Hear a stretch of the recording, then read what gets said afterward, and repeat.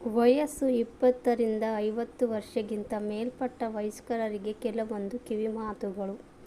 ಆಲೋಚಿಸದೆ ಪೂರ್ತಿ ಮಾಹಿತಿ ಕೇಳಿ, ನಿಮ್ಮ ಒಳ್ಳೆಯದಕ್ಕಾಗಿಯೇ. 1. ಸಂತೋಷವು ಬಹಳ ದೊಡ್ಡ ಶಕ್ತಿಯಾಗಲು ಸಂತೋಷವಾಗಿರಲು ಪ್ರಯತ್ನಿಸಿ. 2.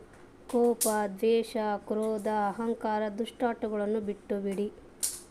3. ಸಿಹಿ ಮತ್ತು ಉಪ್ಪನ್ನು ಸಾಧ್ಯವಾದಷ್ಟು ಕಡಿಮೆ ಮಾಡಿ. 4. ದೇವರಲ್ಲಿ ನಿಮ್ಮ ನಂಬಿಕೆಯನ್ನು ಹೆಚ್ಚಿಸಿಕೊಳ್ಳಿ. 5. ಹೊಟ್ಟೆಯಲ್ಲಿ ಯಾವಾಗಲೂ ನೀರು ಇರುವಂತೆ ನೋಡಿಕೊಳ್ಳಿ. ಮೂತ್ರ ವಿಸರ್ಜನೆಯ ನಂತರ ಅರ್ಧ ಲೋಟ ನೀರು ಕುಡಿಯಲು ಮರೆಯಬೇಡಿ. 6. ಹದಿಹರೆಯದವರಿಗೆ ವಯಸ್ಕರಿಗೆ ಸಂಭೋಗ ಮಾಡುವ ಆಸಕ್ತಿಗೂ ಹೋಲಿಕೆ ಬೇಡ. ಯಾವುದೇ ವಯಸ್ಸಿನವರಾದರೂ ಸಹ ಅಲ್ಪ ಪ್ರಮಾಣದ ಸಂಭೋಗ ಒಳ್ಳೆಯದು, ಮರೆಯದಿರಿ. 7. ಹದಿಹರೆಯದ ವಯಸ್ಸಿನಲ್ಲಿ ಜವಾಬ್ದಾರಿಯುತವಾಗಿ ಇರಬೇಕು. ಕೆಲವರು ಮೋಜು ಮಸ್ತಿ ಮಾಡಿಕೊಂಡು ಊರೆಲ್ಲ ಸುತ್ತಾಡುತ್ತಿರುತ್ತಾರೆ. ಜೀವನವೆಂದರೆ ಇಷ್ಟೇ ಆಗಿರುತ್ತದೆ ಎಂಬ ಕಲ್ಪನೆ ಅವರದಾಗಿರುತ್ತದೆ. 8. ವ್ಯಾಯಾಮ, ನಡಿಗೆ, ಸೈಕ್ಲಿಂಗ್ ಇವುಗಳಲ್ಲಿ ಯಾವುದಾದರೂ ಒಂದನ್ನು ನಿಯಮಿತವಾಗಿ ಮಾಡಿ. 9. ದಿನವಿಡೀ ಒಂದೇ ಜಾಗದಲ್ಲಿ ಕೂತಿರದೆ ಪ್ರತಿ ಅರ್ಧ ಗಂಟೆಗೊಮ್ಮೆ ಬದಲಾಯಿಸಿಕೊಳ್ಳಿ. 10. ಪ್ರತಿಯೊಬ್ಬರಿಗೂ ಗೌರವ ಕೊಡುವುದನ್ನು ರೂಢಿಸಿಕೊಳ್ಳಿ. 11. ಜನರ ಬಗ್ಗೆ ಹಿಂದೆ ಒಂದು ಮಾತು ಮುಂದೆ ಒಂದು ಮಾತನಾಡುವವರ ಸಂಗಡ ಸೇರಬೇಡಿ. 12. ಆದಷ್ಟು ನೇರವಾಗಿ ಮಾತನಾಡಿ. ನಿಮ್ಮ ಗುಣ ಸ್ವಭಾವ ಒಳ್ಳೆಯದೇ ಆಗಿದ್ದರೆ ಬದಲಾವಣೆಯ ಅಗತ್ಯವಿರುವುದಿಲ್ಲ. 13. ನಾನೇ ಸರಿ ಎಂದು ಹುಚ್ಚುವಾದ ಮಾಡುವವರ ಬಳಿ ಆದಷ್ಟು ಕಡಿಮೆ ಮಾತನಾಡಿ. 14. ವ್ಯರ್ಥವಾದ ಮಾತು, ವ್ಯರ್ಥವಾದ ಗಲಾಟೆ ಇದರಲ್ಲಿ ಭಾಗಿಯಾಗಬೇಡಿ. 15. ಬೇರೆಯವರಿಗಿಂತ ನೀವು ನಿಮ್ಮ ಜೊತೆ ಹೆಚ್ಚು ಸಮಯ ಕಳೆಯಿರಿ. 16. ಬದುಕಲು ತಿನ್ನಿ, ತಿನ್ನುವುದಕ್ಕಾಗಿ ಬದುಕದಿರಿ. ಜಿಡ್ಡಿನ ಕರುಕಲು ತಿಂಡಿಗಳನ್ನು ಕಡಿಮೆ ಮಾಡಿ. ಪ್ರೋಟೀನ್ಗಳು ಮತ್ತು ವಿಟಮಿನ್ಗಳು ಹೆಚ್ಚು ಇರುವ ಆಹಾರ ತೆಗೆದುಕೊಳ್ಳಿ. 17. ದಿನಕ್ಕೆ 3 ಬಾರಿಗಿಂತ ಕಾಫಿ ಅಥವಾ ಚಹಾವನ್ನು ತೆಗೆದುಕೊಳ್ಳಬೇಡಿ, ಅದು ನಿಮಗೆ ಅಭ್ಯಾಸವಿದ್ದರೆ. 18. ಮೋಹ ವ್ಯಾಮೋಹಗಳನ್ನು ಬಿಟ್ಟುಬಿಡಿ. 19. ವರ್ಷಕ್ಕೆ 2 ಬಾರಿ ಚಿಕ್ಕ ಚಿಕ್ಕ ಪ್ರವಾಸಗಳನ್ನು ಮಾಡಿ. ವಿದೇಶ ಪ್ರವಾಸಗಳನ್ನು ಕಡಿಮೆ ಮಾಡಿ. 20. ಯಾರನ್ನೂ ಟೀಕಿಸಬೇಡಿ ಮತ್ತು ದ್ವೇಷಿಸಬೇಡಿ. 21. ಮಕ್ಕಳು ಬೆಳೆದಿರುತ್ತಾರೆ, ಅವರ ವಿಷಯಗಳಲ್ಲಿ ಅತಿಯಾಗಿ ಮೂಗು ತೂರಿಸದಿರಿ, ಸಲಹೆಗಳನ್ನು ಕೇಳಿದಾಗ ಮಾತ್ರ ನೀಡಿ. 22. ಲಭ್ಯವಿದ್ದರೆ ಧ್ಯಾನ ಕೇಂದ್ರಗಳಿಗೆ ಹೋಗಿ. 23. ಬಿಗಿಯಾದ ಬಟ್ಟೆಗಳನ್ನು ಧರಿಸಬೇಡಿ. 24. ನಿಮ್ಮಲ್ಲಿರುವ ಹವ್ಯಾಸಗಳನ್ನು ಬೆಳೆಸಿಕೊಳ್ಳಿ. ಮೆದುಳನ್ನು ಅರಿತುಗೊಳಿಸುವ ಪದಬಂಧ ಪೂರೈಸುವುದನ್ನು ಮುಂದುವರಿಸಿ.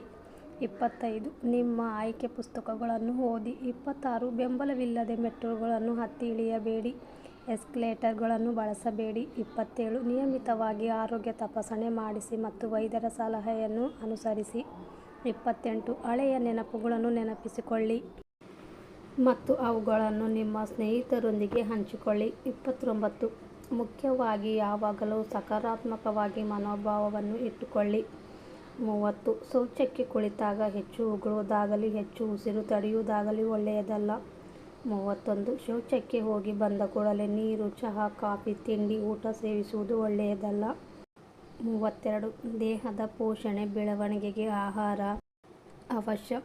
ಚೈತನ್ಯ ಸ್ಫೂರ್ತಿಗೆ ಸೂರ್ಯ ನಮಸ್ಕಾರ ಅವಶ್ಯಕವಾಗಿದೆ. 33. ಸ್ನಾನ ಮಾಡುವಾಗ ಕೈ, ಕಾಲು, ತೋಳು, ತೊಡೆ, ಕಿಬ್ಬೊಟ್ಟು ಚೆನ್ನಾಗಿ ಹಸ್ತದಿಂದ ತಿಕ್ಕಬೇಕು.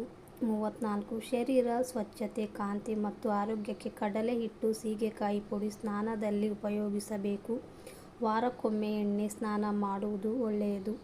35. ಸ್ನಾನವಾದ ನಂತರ ಅರ್ಧ ತಾಸು ಅಥವಾ ತಾಸಿನ ಅವಧಿ ಮುಗಿಸಿ ಅಲ್ಪ ಪ್ರಮಾಣ ಉಪಹಾರವಿಲ್ಲವೇ ಊಟ ಮಾಡಬೇಕು. 36.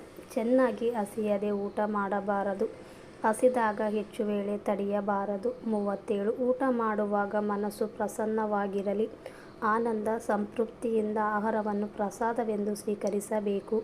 38. ತಪ್ಪಲು ಪಲ್ಯ, ಹಸಿ ತರಕಾರಿ, ನೆನೆಸಿದ ಬೇಳೆ, ಕಾಳು, ಹಣ್ಣು, ಹಂಪಲು ಮುಂತಾದವು ನಿತ್ಯ ಆಹಾರದಲ್ಲಿ ಉಪಯೋಗಿಸುವುದು ಹೆಚ್ಚು ಹಿತಕರವಾಗಿದೆ. 39. ಆಹಾರವನ್ನು ಚೆನ್ನಾಗಿ ನೀರಾಗುವಂತೆ ನುರಿಸಿ ನುಂಗಬೇಕು. 40. ಸಾತ್ವಿಕ ಸಸ್ಯಾಹಾರವೇ ಸರ್ವಶ್ರೇಷ್ಠವಾಗಿದೆ. ಆಹಾರದಂತೆ ವಿಚಾರ, ಆಚರಣೆ ಸಾಧ್ಯ. 41. ಬಲಭುಜ ಮೇಲೆ ಮಾಡಿ ಮುಖ ತೆರೆದುಕೊಂಡು ಮಲಗಬೇಕು. ಮೂಗಿನಿಂದಲೇ ಉಸಿರಾಡಬೇಕು. ಶವಾಸನ ಸ್ಥಿತಿಯಲ್ಲಿ ಇದ್ದುಕೊಂಡೇ ನಿದ್ರೆ ಹೋಗಬಹುದು. 42. ಕಾಯಿಸಿ ಆರಿಸಿದ ನೀರನ್ನು ಕುಡಿಯಬೇಕು. 43. ಬೇಗ ಮಲಗಿ ಬೇಗ ಏಳಿ. ಹಗಲು ನಿದ್ದೆ ಮಾಡಬಾರದು, ರಾತ್ರಿ ನಿದ್ದೆ ಕೆಡಬಾರದು. 44. ಹೆಚ್ಚು ಹೆಚ್ಚು ಹೊಸ ಉಪಯುಕ್ತ ವಿಷಯಗಳನ್ನು ಕಲಿಯಿರಿ. 45. ನಿಮ್ಮನ್ನು ನೀವು ನಂಬಿ, ಆದರೆ ಬೇರೆಯವರನ್ನು ನಂಬಿ ಯಾವುದೇ ಕೆಲಸ ಮಾಡಬೇಡಿ. ಸ್ನೇಹಿತರೆ, ಈ ಮಾಹಿತಿ ನಿಮಗೆ ಇಷ್ಟವಾಗಿದ್ದರೆ ದಯವಿಟ್ಟು ವಿಡಿಯೋಗೆ ಲೈಕ್ ಮಾಡಿ. ಹೆಚ್ಚು ವಿಡಿಯೋಗಳಿಗಾಗಿ ಚಾನಲನ್ನು ಸಬ್ಸ್ಕ್ರೈಬ್ ಮಾಡಿ. ಕೇಳಿದ್ದಕ್ಕೆ ಧನ್ಯವಾದಗಳು.